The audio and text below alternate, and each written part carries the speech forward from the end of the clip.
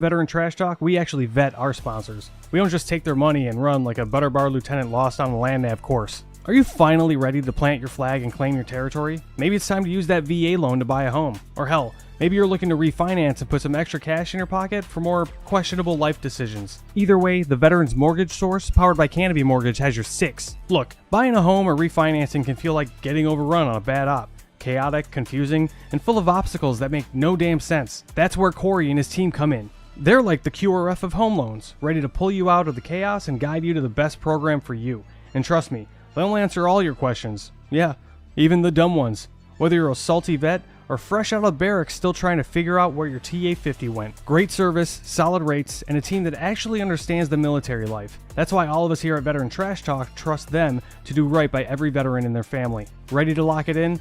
Give Corey a call or shoot him a text at 808-699-7874. That's 808-699-7874. Don't wait. Unless you like overpaying and getting treated like an FNG. The Veterans Mortgage Source is powered by Canopy Mortgage, LLC. All loans are subject to credit and property approval.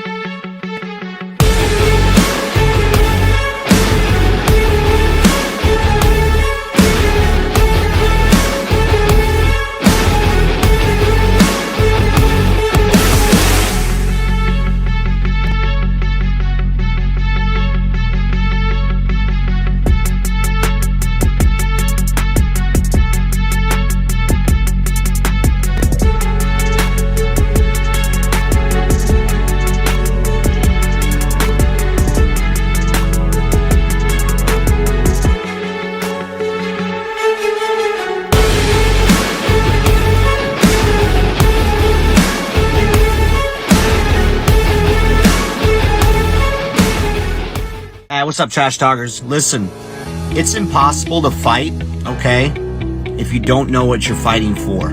Does that make sense? Like, if you're in the dumps and you're struggling with mental health, things of that nature, it's going to continue tearing you down, all right? Because you're consistently trying to fight something, which is that demon, which is usually something from the past, right? Maybe that why needs to be fighting for your future. Let that be your why. Get the hell up and start fighting for your future. Stop fighting things that happened in the past. Easier said than done, right? Go seek help. It's okay not to be okay. A lot of people need to hear this. You are more of a warrior and a fighter if you stand up and say, hey, this has to stop. I need to go seek help. The stigma, everything has changed. It's okay not to be okay. And so my honesty cap is dedicated to a little, we'll call it a public service announcement for civilians and other people in the military. There are a few people that you should always take their stories with a grain of salt. Vegans, CrossFitters, and special operations guys that tell you that they were special operations without being prompted. The first thing they say is, yeah, I used to be soft. Right. The only unicorn in that entire group is like a special operations guy that was like a vegan and did CrossFit. That guy's probably going to stay quiet for a little bit longer because he's confused as what he should talk about first. And that's the only reason. Right. Anybody that says that they were soft without being prompted or without it being like a normal part of your communications is probably either an enabler or going to tell you a bunch of stuff that's not exactly true. What's up, Trash Talkers? Hitting you up this morning with a special promo on how to dress when you are doing PT in civilians, but you want everybody to know you're an Army. This comes from the Buddy Beckwith fashion design of how to work out. So first, you can notice the RI panties, not Ranger panties, but Ranger instructor panties. The green socks, the knee brace for the old guys. Don't forget the M frames. Now the shirt, don't wear the Trash Talk shirt while you're running. This is just for the promo. You want to put on like an 80-second shirt or like your favorite airborne shirt so everybody knows that you're a veteran. That's the most important thing. And you start with this stretch. Buddy Beckwith taught me this one.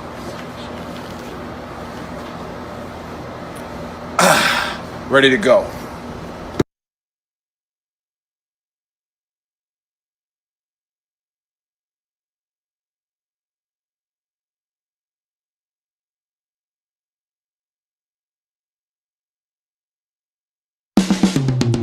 This is the Veteran Trash Talk Hour, hosted by Nick, Dave, and Buddy. Real warriors making fun of other real warriors. Try to not get triggered.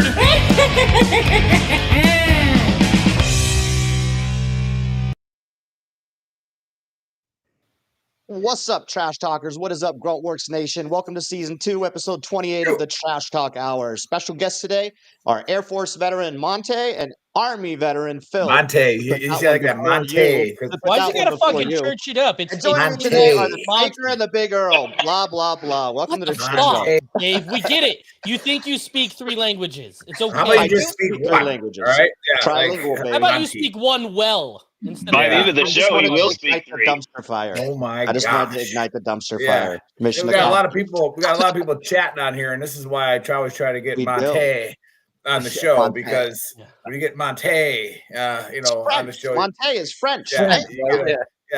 But no, you get a lot of Air Force people that watch the show. Then, so we got David Martin coming in from Shepherd Air Force Base Fire Department checking in. What's up, and, David? we got David Thompson from Macomb County, Michigan, Selfridge Dave's mom's here. ANGB. Of course, Dave's mom's here. We love Dave's mom. My mom's here. Yeah, love it. Hey, Mom, love you. Thanks for tuning in. Absolutely. How's everybody doing today? Good? No Buddy here today? Nobody. What did he say he was doing? I don't fucking traveling, remember. right? Traveling for work. Traveling for work. Yeah. Man. Out of Season 2, how many times has he showed up with clothes on? I don't know. Like I said, was it your show that he did from the river? I mean, I said, usually he was in the middle of he was floating in a river doing. Oh, is that when he was still homeless? Yeah. Yeah. And again, he's our Green Beret, so he does special things. I don't know. Like you heard in the beginning, he doesn't like talking about it. But I tell you, man, I'm pumped. I'm exhausted. I was at round 2 and 3 of the NFL draft yesterday, up in Lambeau Field, and I'm from Wisconsin originally, and Lambeau Field. Saw one shot. Did all of Wisconsin converge on Lambeau? All of Green Bay did. The town of Green Bay doubled in size on Friday. So and it was crap weather, and people don't realize how much there's literally nothing to do in Green Bay except watch the Packers. It is a stadium in the middle of a neighborhood, and they're everybody's there, and it was crap weather, and there was 100,000 people just standing out there partying. It was a lot of fun. But yeah, I'm exhausted. It was a really, really good time. And if the draft is ever anywhere near, your city, go to it. Go to it. It is freaking awesome. Why do you say that? What was awesome about it? So the NFL's $100 billion a year company, right? And they put on a show that you would expect, right? So I'm like, everything's perfect. The cameras, the lights, the entertainment. I wasn't sure when I saw Goodell ride out on a bicycle. I thought it's over. We're done. Well, that's because the Packers, their players during their preseason, they have kids will bring their bikes, and the Packer players will ride their bikes, and the kid will carry the Packers helmet, and do that thing. And the other joke is everybody in Wisconsin can't drive because we have too many DUIs, so that's why we're all riding the bikes. Well, now I get it. Sounds like a party, but I don't think they're coming here anytime soon. So. No, not in Alaska. But Probably not. Alaska's pretty close to what Green Bay is, so it'd be the same thing. Everybody just show up. Homeless people hanging around, but and there's nothing to do in town. It's like a perfect match. Yeah, everybody's stuff is in the moose's tooth, and that's it. All right, you visited. Yeah. Oh, Jefferson County, Kansas. What is that? Daniel Tarwater. Man, I can't imagine that's too exciting there either. Is there anything exciting in Kansas? I guess the Jayhawks game, right? Maybe. The exit roads. Someone did tell me a Kansas joke. They said there's 2 really good things to do there. Leave. Pack your shit and leave. No, hey, glad you're watching, Daniel. And I guess Kansas is all right. I don't know. I think I've only driven through it once. It's a flyover state. That's all it's good for. No, that's one of those places you get an assignment. Like for me, if I ever had orders that said go to Kansas, I would seriously contemplate AWOL. That would be like, no, this sounds like a good thing to do today. I don't know. Whew. There's a couple bases where I would have, Fort Polk.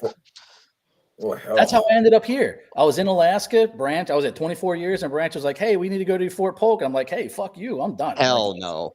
We're done. No. You don't go from Alaska to Fort Fort Polk's Polk. you're a CW4, and you probably couldn't find a CW5 to kill, so you could become one. So That was was definitely part of the problem. They don't have them down there. I was like, that's just not going to happen. That's why both of them die every year. Exactly. It's like Highlander. Never see him either. Yeah. There can only there be you have it, one. Trash Talkers. No, it's because we go to school, you get that They're magician real. hat, and you put on that 5, and you just disappear. Yeah. Somewhere we're still getting paid, but Yeah. I was at Fort Bliss doing some virtual reality work to see if we could improve their maintenance programs on the Abrams and Bradley. And I had never seen that many warrant officers at one time.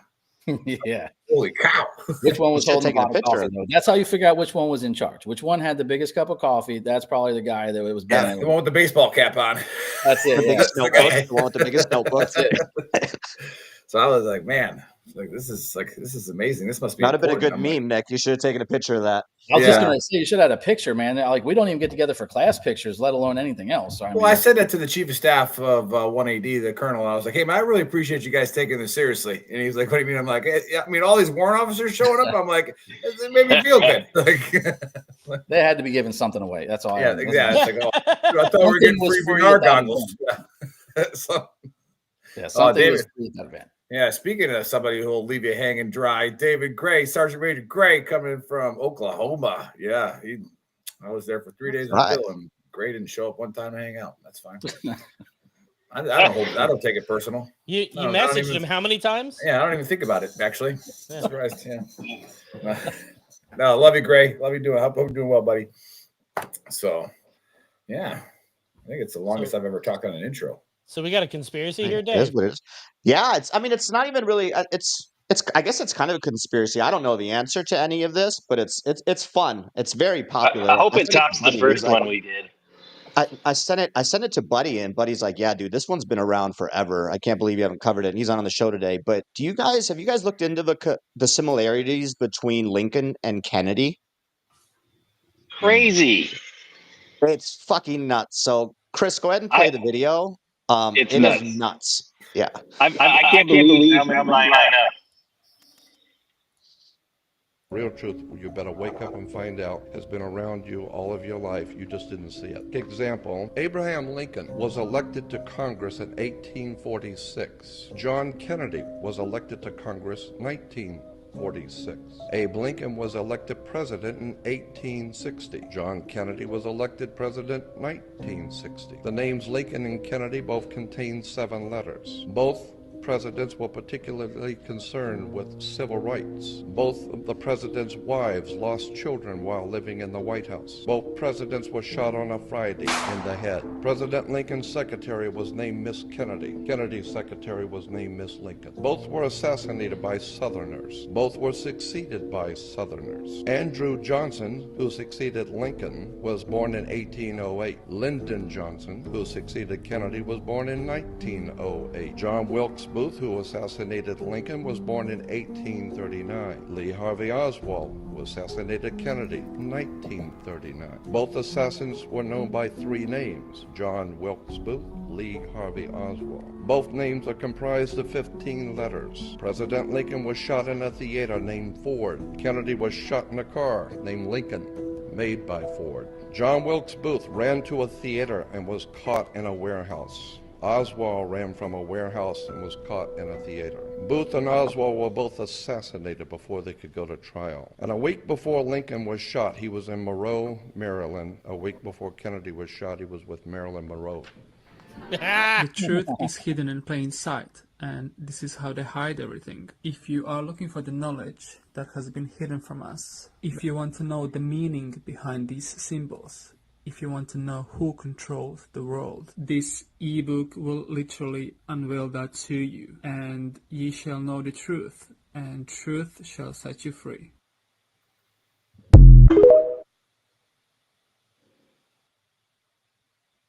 All right.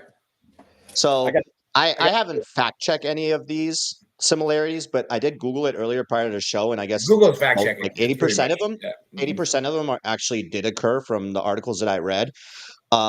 But I don't really have an explanation for it. I guess it's just crazy similarities. There's a lot of people saying like other dimensions or a numerical pattern every 100 years that everything just rehappens. Or, dude, I don't know. So I have really no take on this. It's fucking wild. So maybe one of you guys can educate me on what your thoughts are on all of this. It's the but- lizard Illuminati. Yeah, It's I a don't know. lizard You'll get Illuminati, education right. from me, but before you can even get to what the all those coincidences, like that guy reading it himself looked like a walking conspiracy. Like they Right. could have found anybody Right? else to read that right there, like that. Right, I'm just watching that guy, and I'm like, something's going to happen on this screen. It's coming. What do you got against Jabba the Hutt? That ain't cool, man. Nothing. I'm just saying, like, if you want to sell a conspiracy, that's the guy you call. Yeah, for Yeah. sure. Well, everybody can have a take at this or a run at this. I don't know, man. It's super fascinating, but I have no explanation for it. I mean, so many similarities. Like, I don't know. Coincidence? I mean, yeah. We'll let Monty go. Monty, what do you think? Yeah, go ahead, Well, brother. if I'm a puppet master because I have some sort of a sick sense of humor, I'm doing stuff like this on purpose. Right. So if there are elements that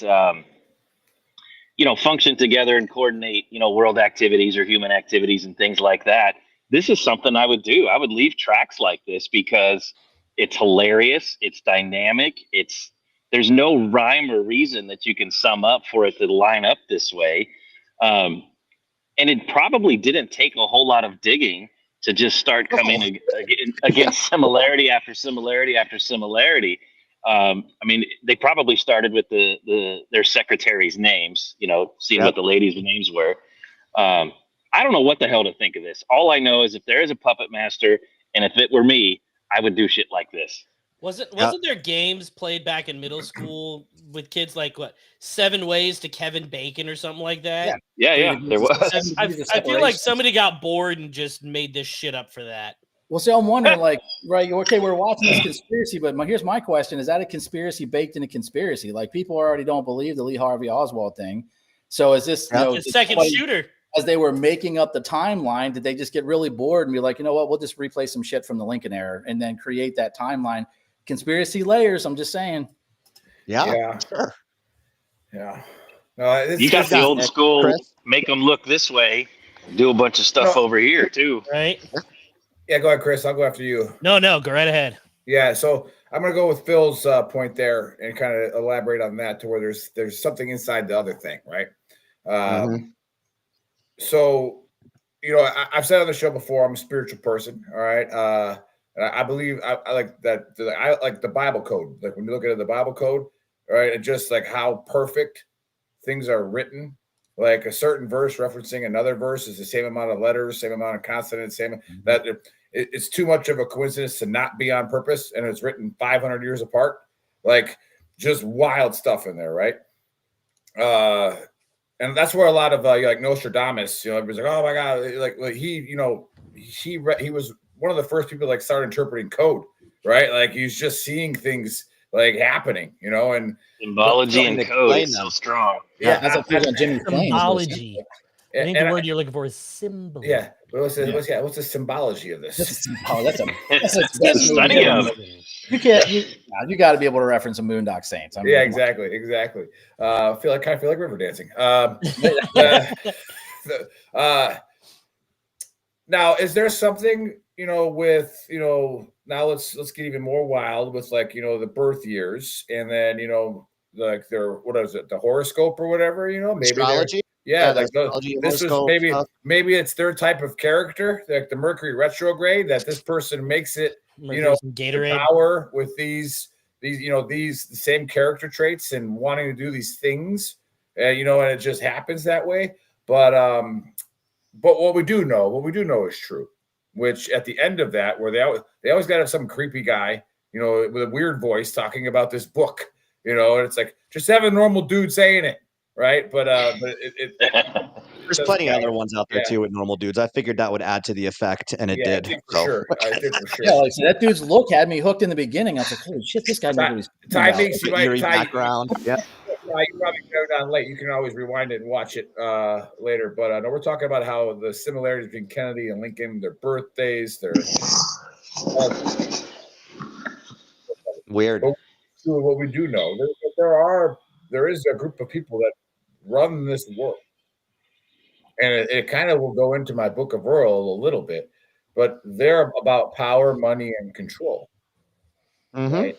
So the machine can't break down, and if you try to upset that machine, they're going to get rid of you.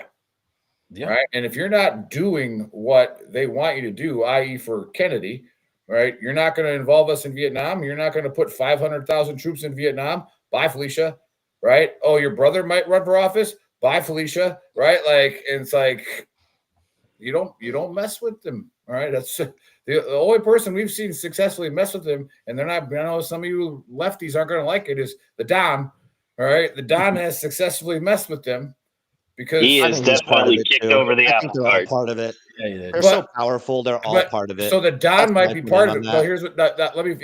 I would agree with you on that, or like entertain that discussion. But the person that we do see making the most weight in water is the guy with the most money and the most guns, and that's Elon. Mm-hmm.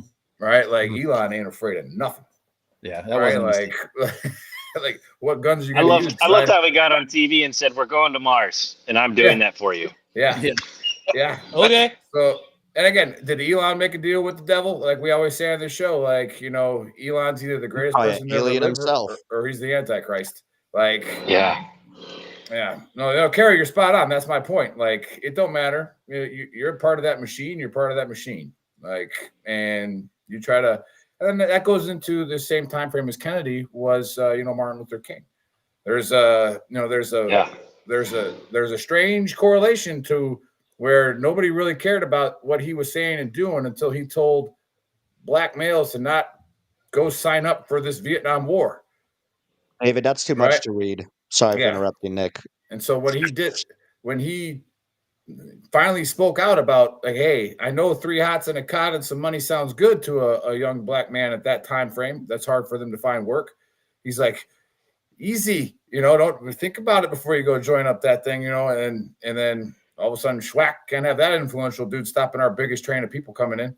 So, like, it's, it is what it is. So that's my take on it, is that do the dates and the numbers and the code matter? That's a conspiracy. I think what's true, and we've already discussed this before, is that there are people that run this world and you don't get in their way. Yeah, I would believe that more than anything. Everything else aside, the root to all of it is somebody is in charge, and it's not the somebody that we know. Right. Yeah. You think but you don't. The real. I don't know why my brain goes there, but have you guys seen the shit about the ice wall and the named Antarctica? Illuminati living outside of it and pulling our strings inside it? Like, that's not all that hard to believe. No. Yeah. There's a lot around Antarctica, and we've covered that, and we could go down a rabbit hole on that one. But like the Arctic Treaty, it's like owned by multiple countries. We just put a tariff on the penguins, didn't we? It's just weird. It's why weird. is there there's a lot multiple of, like, national treaties that say you can't go there? Yeah, correct. And then like the Russians were really big into it. The Germans were, and then like supposedly Admiral Byrd's mission out there with the Navy, when he like flew a plane out there and found like other areas that were populated by supposable aliens. It's like some crazy shit. Operation High Jump. Yeah, there's a lot of.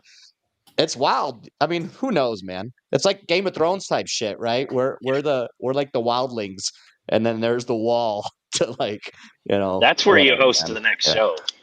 That's where season 3 starts and probably ends. Yeah. I think it was about a week or two ago. I watched all the Matrixes over again. I have no earthly idea why, but like you watch them now compared to when they came out. Now I had a different, of course I'm older and a little more crazy and senile at this point. So I was like, interesting. Kind of like what he was saying, you don't like the one that's there, you take him out, you put somebody else in. It's interesting. Yep. Yeah. No, we got a good message there. We finally got to go live on X again. So we got the Fob Mayor on there. I'm the one that's usually commenting, trolling all you dudes on Twitter. All right. So and I am a social media terrorist. I get you fired up. All right. So it is just what it is. I am pulling the strings on that. But you are right. They took Ali's belt when he spoke out against Vietnam. right? They took his belt away, Yeah. right? Like, hey, shut that dude up, like whatever.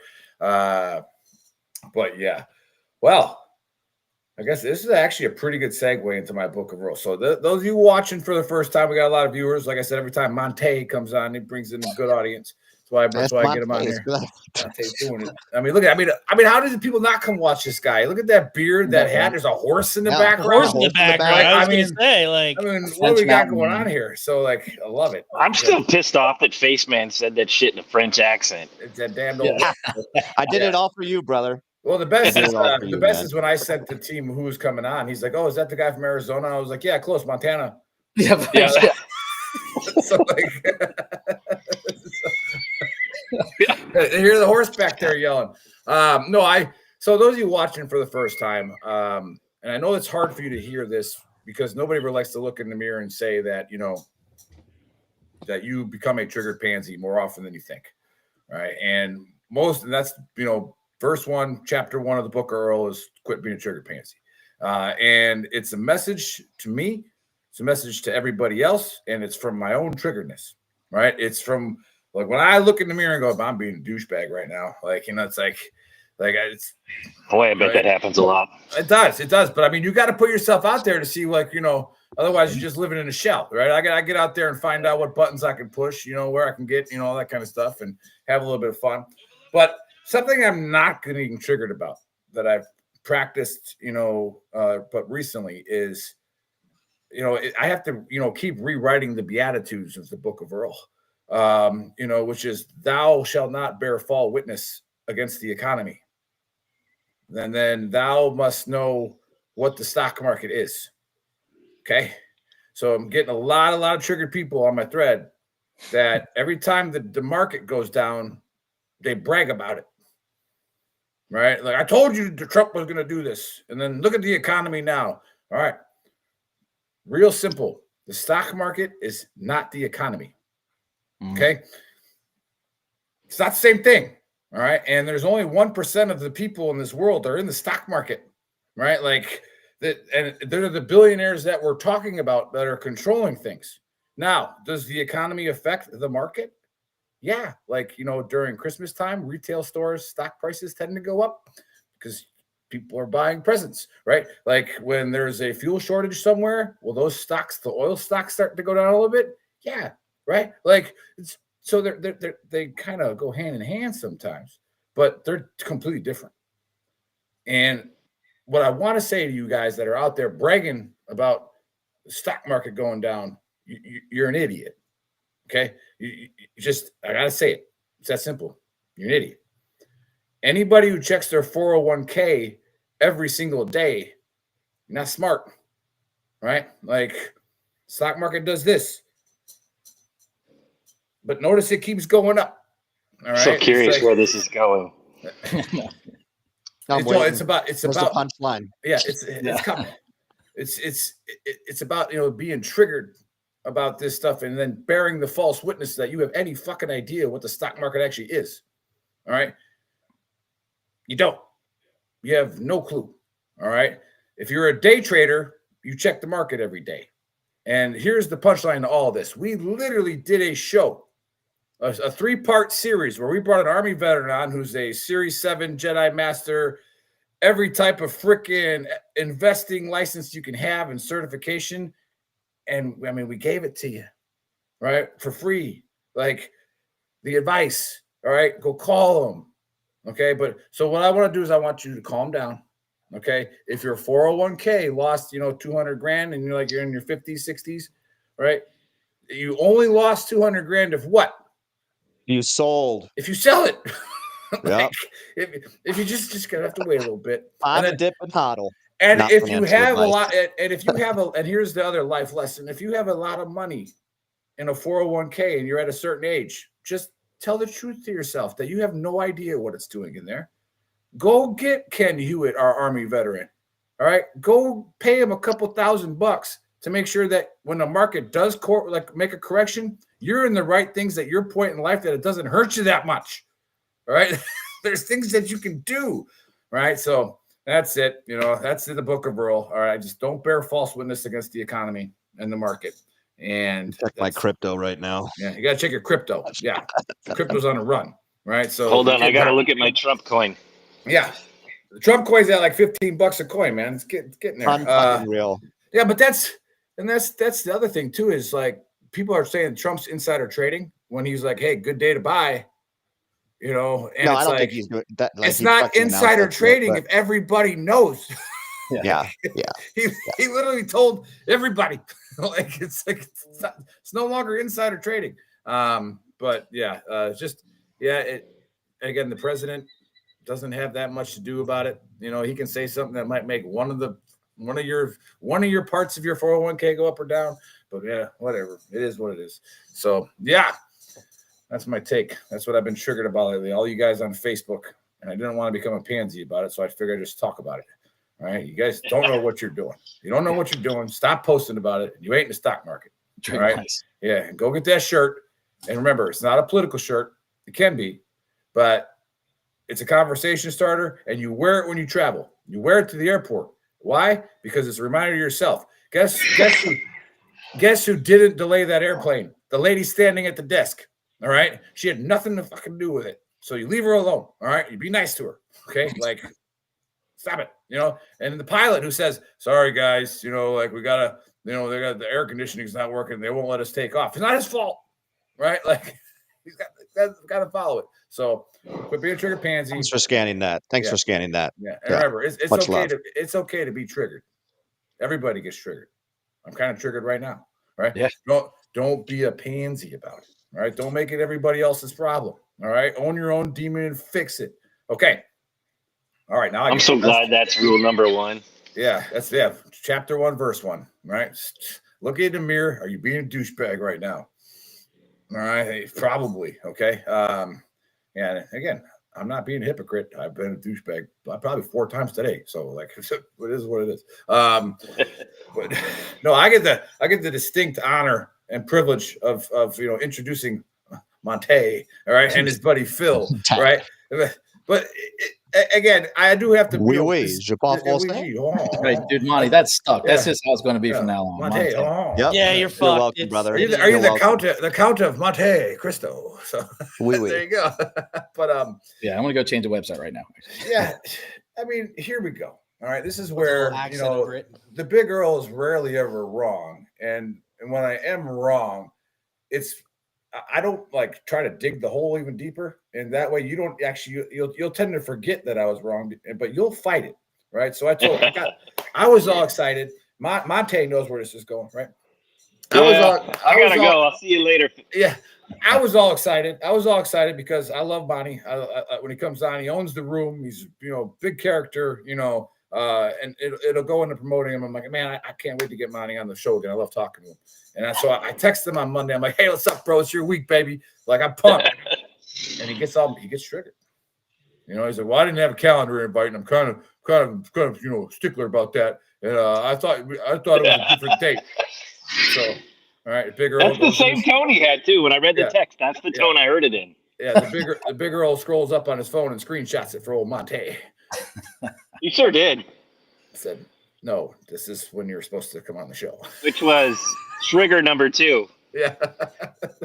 But anyways, for some reason you stopped working at a fusion cell. All right. And I'm sure if you don't have to talk about that, don't care. But we loved Fusion Cell, what you guys were doing there. And we had our store with you guys and doing the shirts, and everybody again who bought those shirts from Fusion Cell. All right. All that money went to the Ultimate Sacrifice Foundation that we took on that.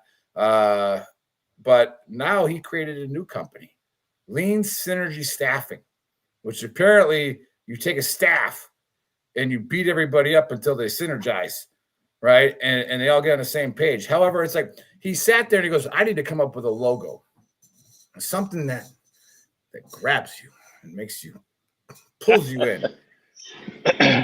Use the picture of himself. Yeah. So we definitely want to talk about how that's not going to work. And then he said, I'm going to bring Phil on. I'm going to get this guy named Phil. All right. Nothing. We can't church that up, but Filet. All right. Yeah. Philippe.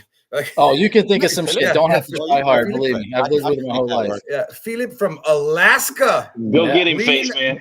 Lean Alaska. All right, welcome to the Dumpster Fire. Tell us everything that's new going on and how can we help? Yeah, everything new going on in Alaska. Well, not a lot. That's why I came here, right? To get away from all the trigger pansies and everything else in the world. I was like, stock market? What the fuck is? No, I got to go.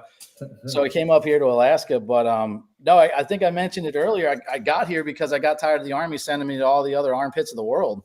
Like I never got to go TDY to the Bahamas or anywhere cool. It was Iraq, Afghanistan, somewhere. So I came to Alaska and did the most American thing I ever did in my life. I went fishing for salmon down in Seward. So I'm in these fjords, blue water, snow-capped mountains, fishing for salmon, bald eagles flying everywhere. And I was like, this is the most American thing I'll ever do in my life.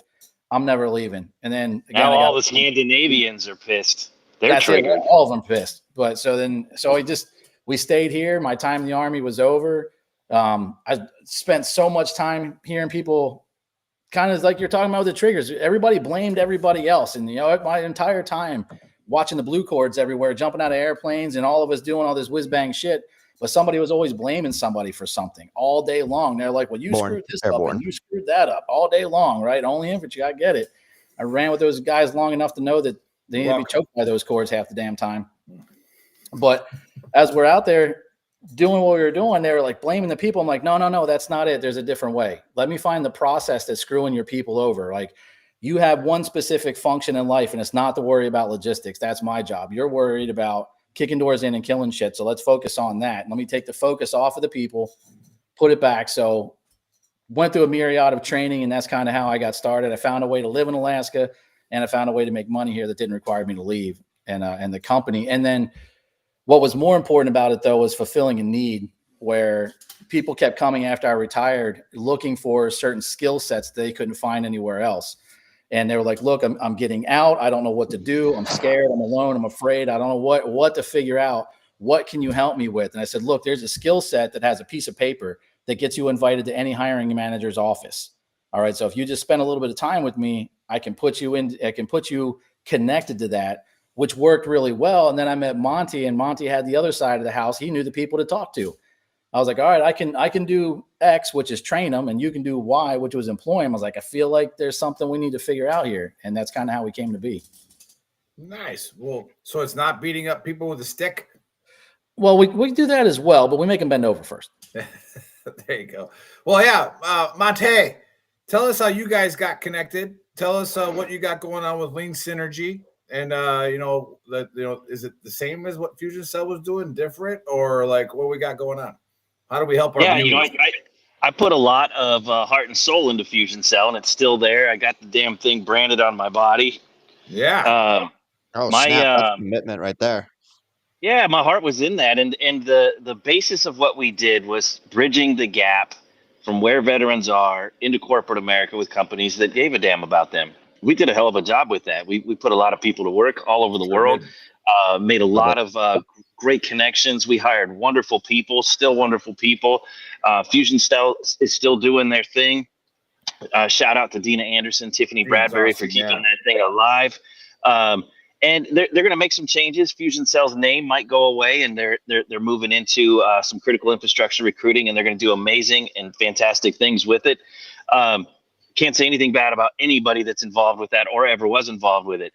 My transition was I didn't want to leave the veteran centricity of what it is that I had built. I wanted to stay in the veteran community.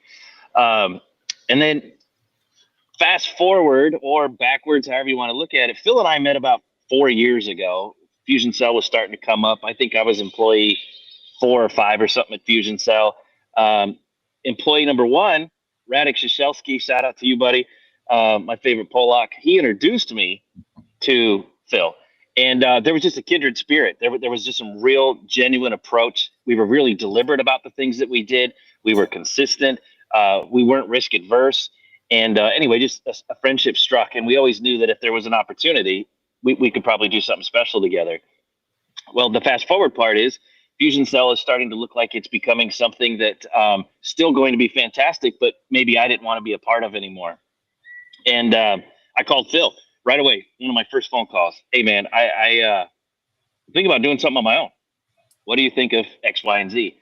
And we always knew that we had a really amazing alumni with Lean Alaska, those kind of people that were going through that training certification, Phil's teaching style, and that entire community that they created, that is really valuable talent to be able to go offer corporate America.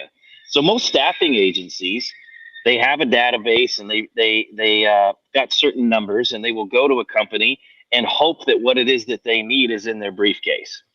Well, I get to go with a loaded briefcase, knowing exactly who's in it, knowing the middle name of their middle child sometimes, and I get to tell them, hey, I've got this kind of talent. Is this something that you're interested in?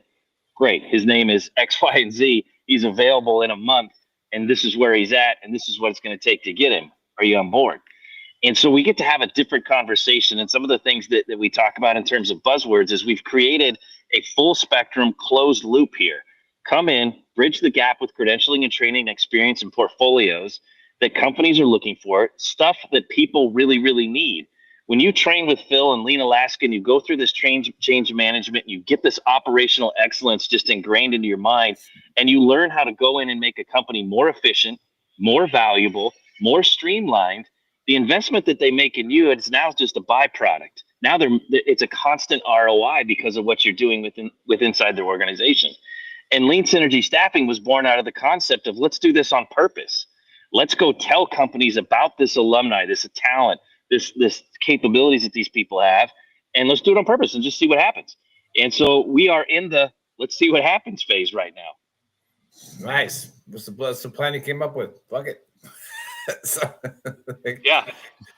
So charge the hill, figure it out later. Yeah. So Philly, what I'm hearing there is that you have a training program that you take veterans in, and we've talked about this on the show with a few.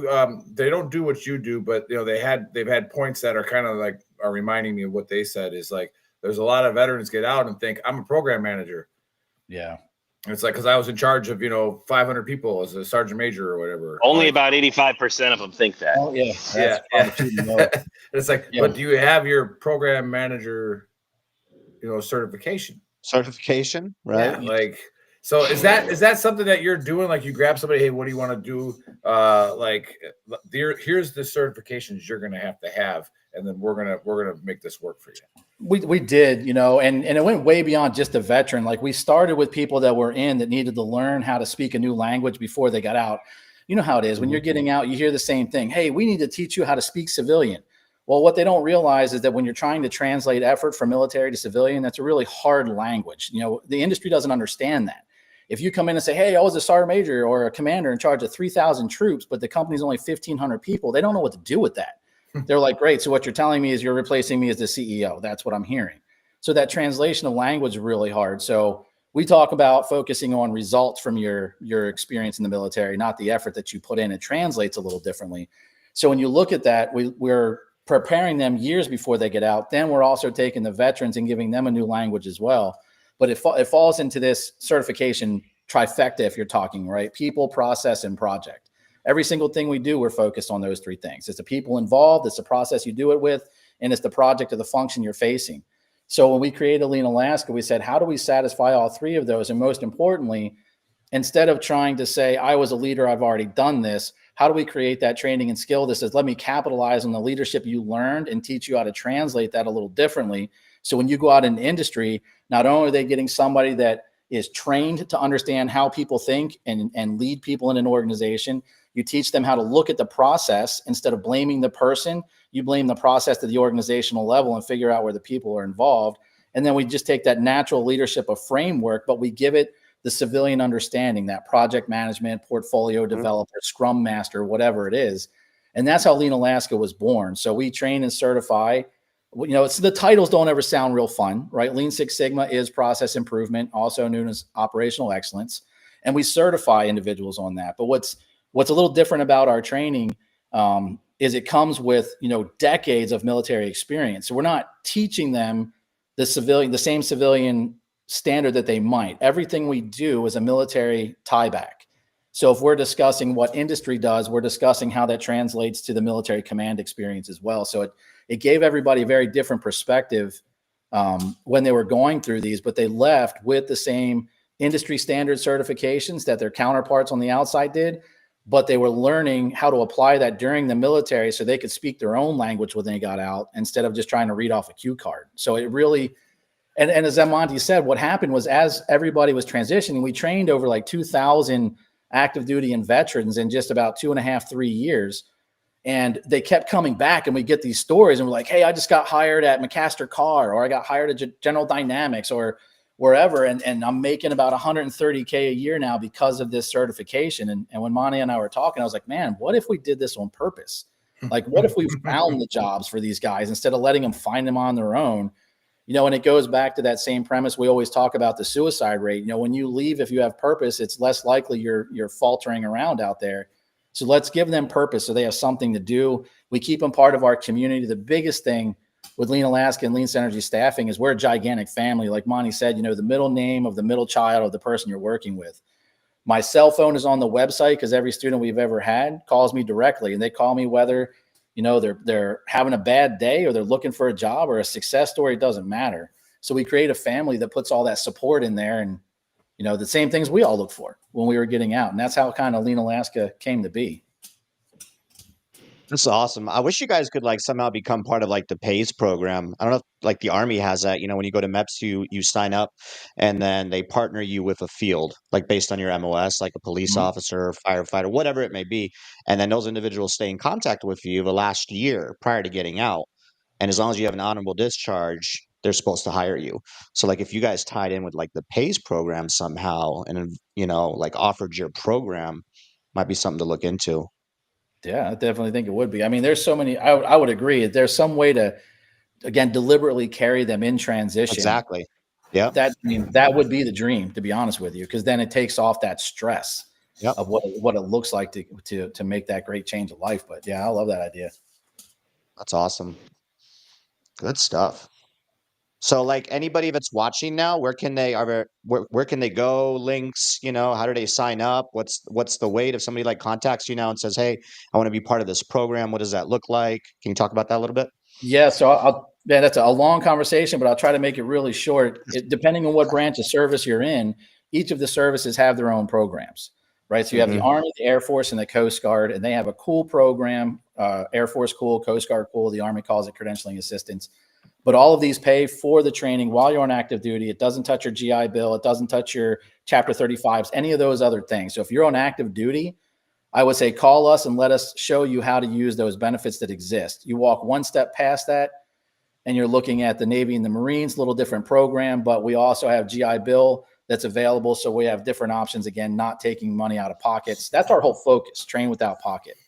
As far as getting a hold of us, I see Lean Alaska streaming down there at the bottom, and I'll even do one better. My phone number is 907-203-7716, and you can stream that across there. Call me anytime you want. And if they call now, do they get 2 sessions?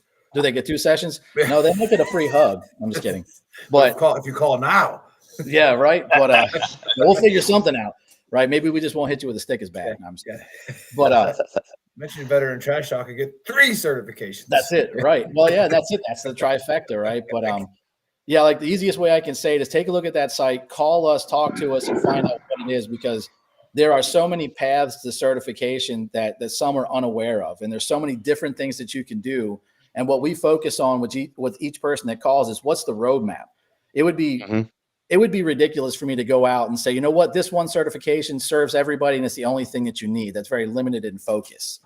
So kind of like what Monty does better than anybody I've ever met is find out, you know, he talks them through figuring out who they want to be when they grow up. And then we figure out the roadmap through our certification process that serves that purpose. So again, you know, lots of ways to pay for it, lots of military benefits to pay for things, and we figure it out either way. But calling us and helping us with, you know, letting us help you with that roadmap, I'd say that's probably the easiest path to go. Love it. Love it. Very nice. Yeah. And then Monty, I have a serious question for you. Excuse me, Monte. All right. Monte, bro. Monte, man. Come on. What product? Just going to stop responding. Yeah. What product do you use in your beard? Yeah. Cedar oil, Viking cedar oil. And then do you dye it gray, or is that wisdom? This is chrome. As I get older, I just like to add chrome to the hot rod, man. Right? Yeah. There you go. Awesome.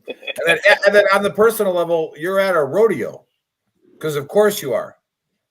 Well, I am. My daughter is chasing some Division I rodeo dreams, and so we are at the Washington State high school rodeo, first rodeo of the spring part of the season. You've got a fall season, and then part 2 starts now. And so we're chasing dreams today. That's awesome. Nice. Yeah. That's which shoulder I got? Other shoulder. That shoulder. That is Cowgirl in the background, and she is a 18-year-old hot rod on 4 legs. 18-year-old. How old do horses get? I have no idea. It kind of depends. If you take care of them, I mean, I've had 30-year-olds in our yard, and I have 12 horses here. I got one downstairs. It's 42. And then she just refuses to let go. Yeah, Monte, sorry. Saw her while she was up here. Monte. Whatever, Philippe. Yeah, right? Felipe. Oh, you got Cedar Rapids, Iowa, Hope Walk, Iowa tuning in. A lot of horses at Iowa. Right. That's a lot of corn, too. Out there. Wow. Out there in the heartland. Hey, Earl, can I get on a soapbox? Yeah, absolutely. Listen, I want to tell you, when I got out of service, I wanted a job. I wanted to make a bunch of money. I wanted to do all the same shit that the rest of us did. I wanted to have a secure and stable family and all those kinds of things. And as I started to go through this transition and find my place in the world, I found a very specific purpose, something that is kind of near and dear to my heart. And I know it is to you guys as well. I believe 100% that the foundation of a man and a woman having a meaningful life, or the ability to influence whether their life is meaningful, is being able to take care of themselves. And so I was trying to help underemployment, unemployment, military divorce rates. I was trying to help suicide rates. I was trying to help just joy in the general sense. Everything kept coming back to problems, not solely initiating from the lack of being able to take care of themselves, but a lot of them. If I could make a gross generalization, it's when people don't have the foundation to truly care for themselves, that becomes a really big problem, and it escalates fast. And you talk to people that are homeless on the streets that are in veteran status, and you try to find those trigger moments, like, when did it all just go bad? And it's kind of like 80-year-olds telling you that your 80-year-old body was built when you were 40, buddy. It's those little steps that end up that lead you into those spaces. So I've realized that if I can affect quality jobs, meaningful employment, and I fully understand what it is that these men and women really want to do, there are times where they can come to me and say, I want to be X, Y, and Z. And I'm like, well, that's great. Let's talk a little bit more. By the end of the hour, we're talking about something that is totally different, that's in their joy. Earl, you talk about faith. You talk about having some sort of belief system. I believe that if we operate within our gift system, if we take enough time, establish enough patience, and dig deep enough and discover what our gift systems are, how and why we are built, prosperity is unavoidable. Joy is unavoidable. Happiness and keeping families together, all those things are unavoidable. And that's where I want to get. And that's where I wanted to really kind of do my own thing with people that believe the same things that I do. And so when you go after certifications or training or employment services, you're getting something that's standing on a foundation of those kinds of thoughts. We don't give two shits if we make $1 if it's on your back. But if we can make some money while we are lifting you up, we're pulling you up the mountain that we just climbed, of course, we're going to love that, but never on the backs of that. And so I just think I just wanted to say how important it was for me to say that I discovered my life's purpose by finding those foundational moments to give people something concrete to stand on. And then I get to bring people in like Phil into my life, Big Earl, and just create a community that does that nonstop for the right reasons. Right. Yeah. I love that. You can give your way to a better life. That's for sure. Agreed. 100%. So no, self-worth is so important. Self-worth is and people will be like, I always tell people, you got to love yourself first. Because if you can't love yourself, like, how are you going to love anything else? Or how are you going to be, it's just, and people are like, that's fucking arrogant. No, I got to love myself first. I'm going to be way more productive. But I didn't understand that basement for a long time. Right. I did not get what that meant. Yeah, because you think selfishness, and we're not telling you to be selfish. We're telling you to, not at all. Make yourself. It's almost the opposite, isn't it? Yeah, exactly. You're making yourself more available. Right. Make 100%. Yourself great so also, you are that person that people come to. And it's also the type of energy that you put out into the universe then. When you feel good, when you feel good about yourself, it's just like it's a whole different characteristic because when you're down and depressed and you hate yourself, you're also going to create that environment. It's just going to get worse and worse, you know? Yeah, So it's I just love like that. I love it's that. the same Yeah. analogy, right? If you want to be a good leader, you got to be a good follower first, right? If you want to help 100%. other people love themselves, gotta love yourself Yep. first. Same concept. Yep. Spot Sure. on. Well, seeing as the reason why we don't ever bring Chris onto the show is because he just sits there, right? But he's actually very, very talented and He does is. a lot of the stuff in the background and does all the screen stuff and yada yada yada. But we gave him something in the script. But before he does the AAR, do you have that video that I sent you? Is that loaded that we're gonna play on the fight show? Is that here or is it a different thing? I can get it loaded. Give me a minute. With the slot machine. I just want to bring this up. I'm calling myself the slot machine Jesus, the casino Jesus. Did you text that to me or Facebook it? I don't know. I think I Facebooked it. I Facebooked it to you. I Messenger. Chris never says no, does he? He just says, "Just give me a minute." Yeah, exactly. Got this. Yeah, and he's a Marine, so it is what it is. But I got to Wisconsin for the draft, and I ran into my buddy, and we went to the Indian Casino in Milwaukee, Algonquin for the good land, right? And this machine, this guy sat down like a ton of bricks, right? And he 100, he sat, pressed and hit the bonus on the first spin, which is about 6 of those gold orbs. Right, it started to fill up one by one, and these are big numbers on these orbs. So I'm like, "Hey, man, this is a good freaking hit, bro!" And I'm like, maybe I should record this because if that thing fills up, he gets that 142,000. All right, so go ahead and play it. I'm a little inebriated in this, by the way. It's like 2 o'clock. Oh, there's money. He got it. Hit it for 14. Hit it for 14. Oh, one more. Let's do it. Big girl says do it. Oh! So I want people to have a really good Saturday night and Sunday, morning. Is he goes, we're all cheering for him, and he goes, I have to call my dad.